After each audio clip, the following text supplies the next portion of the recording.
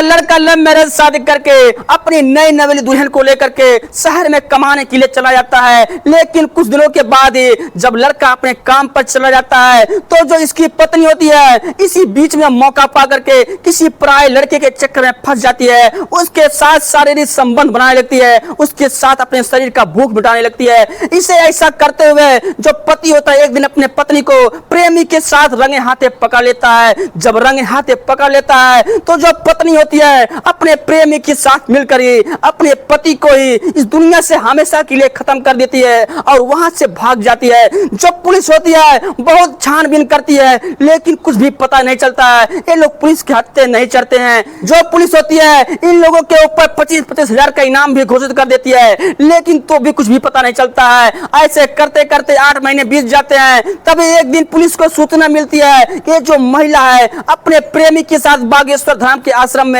सेवेदार के रूप में काम कर रही है। जो पुलिस होती है बागेश्वर धाम के आश्रम में जाती है, इस महिला को इसके प्रेमी के साथ गिरफ्तार कर लेती है। गिरफ्तार करके जब पुलिस इस महिला से पूछताछ करती है तो जो महिला कहानी सुनाती है, जो महिला खुलासा करती है, जब आप इस बात को सुनेंगे तो आपके पैरों तलों से जमीन खिसक जाएगी।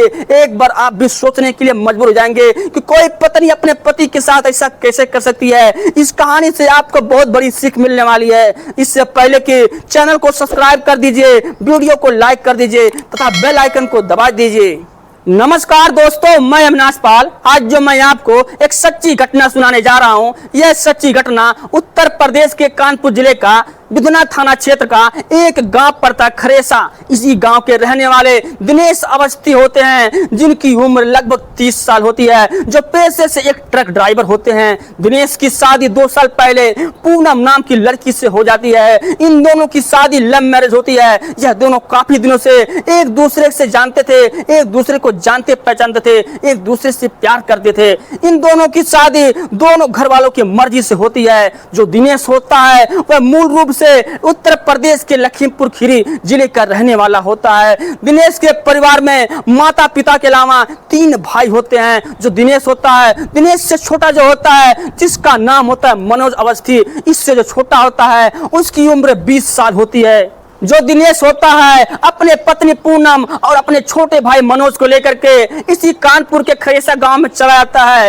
यहीं पर एक किराए का घर लेता है। इसी घर में अपने पत्नी और अपने छोटे भाई के साथ इसी घर में रहने लगता है। जो दिनेश होता है जब ये ट्रक लेकर जाता है तो 2-2 3-3 दिन तक घर पर नहीं आता है। जो पूनम होती है अपने देवा मनोज के साथ इसी घर में अकेले रहा करती थी। जो दिनेश होता है उससे अपने पत्नी और अपने छोटे भाई के ऊपर बहुत जना भरोसा करता था, क्योंकि जो दिनेश होता है अपने पत्नी से लव मैरिज शादी किया था। वह अपने पत्नी को बहुत करीब से जानता था, बहुत पहले से जानता था, इसलिए उसे अपने पत्नी के ऊपर बहुत भरोसा था। लेकिन कुछ दिनों के बाद जो पूनम होती है, पूनम का ज्यादा समय अपने पति के बजाय अपने देवर के साथ बीतने लगता है। इसलिए वह अपने देवर के बहुत करीब आती जा रही थी, बहुत नजदीक आती जा रही थी। एक ऐसा आ जाता है कि जो पूनम होती है वो अपने देवर से प्यार कर बैठती है। यह दोनों एक दूसरे से प्यार कर बैठते हैं। यह दोनों एक दूसरे के साथ संबंध बनाने लगते हैं। जब एक बार संबंध बन जाता है तो यह सिलसिला थमने का नाम नहीं लेता है। जब दिनेश अपनी ड्यूटी चला जाता है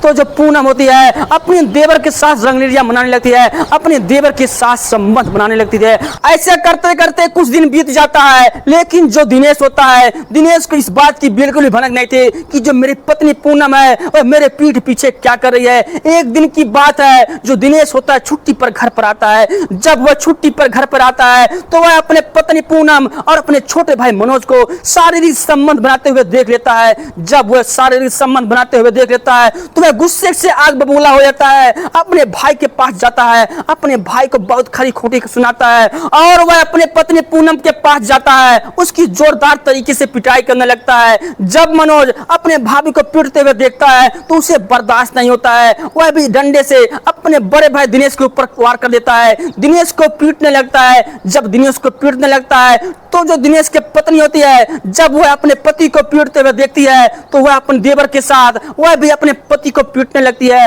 वह लोग दिनेश को इतना मारते हैं कि मारते मारते दिनेश की वहीं पर मौत हो जाती है। जब दिनेश की मौत हो जाती है तो जो दिनेश की पत्नी पूनम होती है और जो दिनेश का भाई मनोज होता है, यह दोनों दिनेश को एक बोरे में के पैक करते हैं। और जो मनोज होता है इस लाश को ले जाकर के घर के पास में एक तालाब होता है, उसी तालाब में ले जाकर के फेंक देता है। यह घटना 24 अप्रैल की घटना होती है, लेकिन 27 अप्रैल को यह जो बोरी होती है वह तालाब के ऊपर तैरने लगती है। जब मनोज इस बोरी को तैरते हुए देखता है तो घर पर जाता है, एक डंडे को लेकर आता है, उसी डंडे से इस बोरी को डुबाने लगता है। लेकिन इसे ऐसा करते हुए गांव के कुछ लोग देख लेते हैं। जब गांव के कुछ लोग देख लेते हैं तो मनोज से गांव वाले पूछने लगते हैं, लेकिन जो मनोज होता है वह कुछ भी जवाब नहीं देता है, वह डर जाता है। जो गांव वाले होते हैं उन्हें ऐसा शक होने लगता है कि कुछ ना कुछ तो गड़बड़ है। वह इस बात की सूचना अपने सभी गांव वालों को देते हैं। सभी गांव वाले इकट्ठा हो जाते हैं। इधर मौका पा करके जो मनोज होता है अपने भाभी के साथ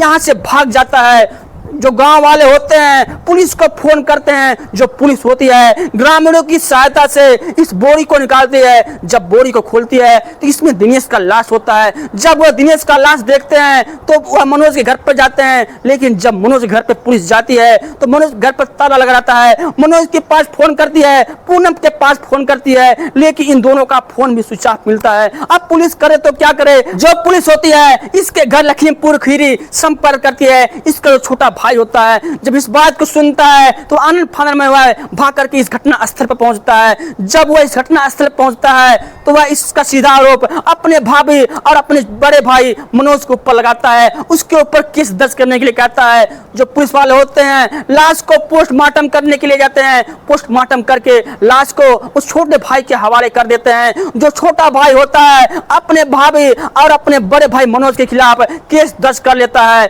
जो पुलिस होती है वह मनोज का और उस भाभी का खोजबीन शुरू कर देती है, लेकिन इन दोनों का कुछ भी पता नहीं चलता है। जो पुलिस वाले होते हैं जब तलाश करके थक जाते हैं, इन दोनों का कुछ भी पता नहीं चलता है, तो इन दोनों के ऊपर 25-25 हजार रुपए का इनाम भी घोषित कर देते हैं, लेकिन तो भी कुछ भी पता नहीं चलता है। ऐसे करते करते 8 महीने बीत जाते हैं। एक दिन की बात है, जो पूनम होती है अपने फोन की स्विच ऑफ खोलती है। कानपुर में रहने वाले अपने एक रिश्तेदार के पास कॉल करती है। इधर जो पुलिस होती है पूनम के फोन का और इसके देवर के फोन को सर्विलांस पर लगा कर रखी थी। जैसे ये फोन खोलती है वैसे पुलिस के पास इसका लोकेशन आ जाता है। जो पुलिस होती है जब इस लोकेशन को देखती है तो यह जो लोकेशन होता है मध्य प्रदेश की छतरपुर के बागेश्वर धाम का लोकेशन होता है। जो पुलिस होती है वह मध्य प्रदेश के छतरपुर बागेश्वर धाम आश्रम में जाती है। बहुत ही सूझबूझ से इन दोनों को गिरफ्तार कर लेती है। पहले यह दोनों एक होटल को अपना ठिकाना बनाते हैं, एक होटल में जाकर काम करते हैं, उसी में खाते थे, उसी में रहते थे। लेकिन कुछ दिनों के बाद ही जो पूनम होती है अपने देवर के साथ बागेश्वर धाम आश्रम में चली जाती है। वहीं पर सेवादार का काम करने लगती है, वहीं पर लोगों का सेवा करती है, आश्रम का सेवा करती है, वहीं पर खाती है, वहीं पर पीती है। लेकिन जब पुलिस इन दोनों को गिरफ्तार करके कानपुर के बिधना थाना लेकर आती है तो जो पुलिस होती है पहले तो मनोज से पूछताछ करती है। जो मनोज होता है कहता साहब इसमें मेरी भाभी की कोई भी गलती नहीं है, मैं ही अपने भाई को मारा हूँ। जो मेरा भाई होता है वह मेरे ऊपर कुल्हाड़ी से हमला करने की कोशिश करता है, मेरे भाभी को पीट रहा था, मुझे बर्दाश्त नहीं हुआ होता है, मैं भी जवाबी कार्रवाई में अपने भाई के ऊपर हमला कर देता हूँ, मेरे भाई की मौके पर मृत्यु हो जाती है। लेकिन जो पुलिस होती है जब पूनम से पूछताछ करती है तो जो पूनम होती है अपनी सारी आपबीती पुलिस वालों को बता देती है। कहती है साहब मैं अपने देवर से बहुत ज्यादा प्यार करता था, मैं अपने देवर के साथ शारीरिक संबंध बना रहा था। तभी जो मेरे पति होते हैं वह घर पर आ जाते हैं, हम दोनों को नग्न अवस्था में देख लेते हैं। जब वह हम दोनों को नग्न अवस्था में देखते हैं तो वह गुस्से से आग बबूला हो जाते हैं, वह मेरी पिटाई करने लगते हैं। लेकिन मेरे देवर को बर्दाश्त नहीं होता है, मेरा देवर भी इनके ऊपर हमला कर देता है, लाठी डंडों से मारने लगता है। जब मेरा देवर इनको मारने लगता है तो मैं भी अपने देवर के साथ अपने पति को मार देता हूं, मार करके एक बोरी भर के एक तालाब में फेंक देता हूं। दोस्तों जो पुलिस वाले होते हैं इन दोनों का बयान दर्ज करने के बाद इन दोनों को सलाखों के पीछे कर देते हैं, इन दोनों को जेल के हवाले कर देते हैं। दोस्तों इस कहानी को सुनाने का मतलब मेरा सिर्फ इतना ही है कि आज के समय में लोग अपने हवस का भूख मिटाने के लिए किसी भी हद तक जाने के लिए तैयार हो जाते हैं, कुछ भी करने के लिए तैयार हो जाते हैं। जैसे ये महिला पहले अपने पति से प्रेम विवाह करके आई थी, उसके बाद दूसरे लड़के से प्रेम करके, अपने देवर से प्रेम करके अपने पति को इस दुनिया से हमेशा के लिए खत्म कर दिया। आप भी ऐसी पूनम जैसी महिलाओं से सतर्क रहें, बच कर रहें। कहीं आपके घर के आसपास भी ऐसी पूनम जैसी महिलाएं नहीं है। इस घटना को सुनाने का मतलब मेरा किसी का दिल दुखाना नहीं है, बल्कि समाज को जागरूक करना है। आप लोग जहां भी रहें अपना और अपनों का ख्याल रखें। नमस्कार, जय हिंद, जय भारत।